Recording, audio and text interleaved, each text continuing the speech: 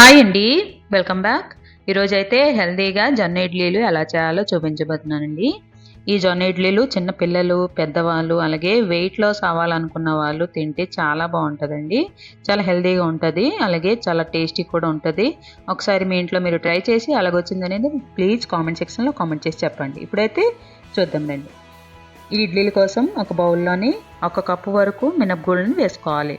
ఈ మినపగుళ్ళు బదులుగా మీరు ఒకవేళ మీ దగ్గర తక్కువ పప్పు ఉన్నా సరే మీరు వేసుకోవచ్చు.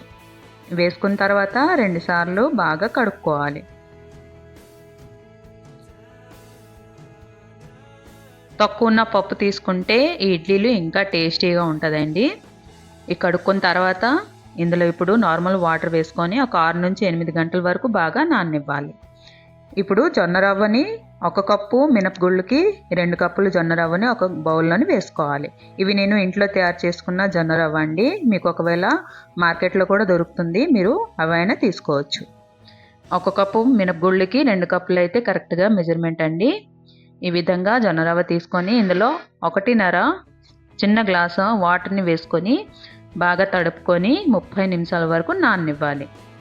మరీ ఎక్కువగా వాటర్ అనేది వేయొద్దండి ఇందులో. ఇప్పుడు గ్రైండర్లోనే ముందుగా నానబెట్టుకున్న మినపగుళ్ళని వేసుకొని బ్లెండ్ చేసుకోవాలి. స్మూత్ బ్యాటర్గా బ్లెండ్ చేసుకొని ఒక బౌల్లోని ట్రాన్స్ఫర్ చేసుకొని పక్కన పెట్టుకోవాలి. చూడండి, పిండి అయితే రెడీ అయిపోయింది కదా. ఇందులో ఇప్పుడు ముందుగా నానబెట్టుకున్న జొన్న రవ్వని ఇందులో కలుపుకోవాలి. ఈ పిండిని బాగా కలుపుకోవాలి. ఇప్పుడు దీన్ని మూత పెట్టి ఒక 3 గంటల వరకు నానబెట్టాలి. ఇవి ఇడ్లీలు కాబట్టి, జొన్న ఇడ్లీలు కాబట్టి 3 గంటలు సరిపోద్దండి ఫార్మేట్ అవ్వడానికి.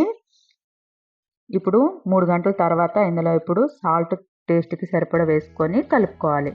ఒకవేళ చలికాలం చేయాలనుకుంటే మీరు ఈ ఇడ్లీలు ముందే ఉప్పు వేసుకొని నానబెట్టుకోండి. ఈ కలుపుకున్న తర్వాత ఇడ్లీ చేసే పాత్రలోనే వాటర్ వేసి వేడి చేసి ఇందులో ఇడ్లీ మౌల్డ్ పెట్టుకొని అన్ని మౌల్డ్స్లోని ఇడ్లీలు అనేవి వేసుకోవాలి. ఈ విధంగా వేసుకున్న తర్వాత మూత పెట్టి ఒక 10 నిమిషాల వరకు కుక్ చేసుకోవాలి.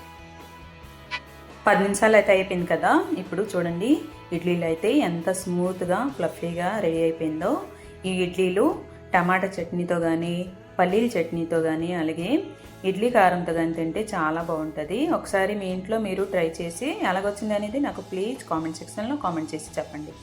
అలాగే నా వీడియోస్ మీకు నచ్చినట్లయితే ప్లీజ్ లైక్, షేర్, కామెంట్ చేయండి. నా ఛానల్కి సబ్స్క్రైబ్ చేసుకోండి. మళ్ళీ ఇంకొక కొత్త రెసిపీతో, కొత్త వీడియోతో మీ ముందుకు వస్తున్నప్పుడు వరకు బాయ్.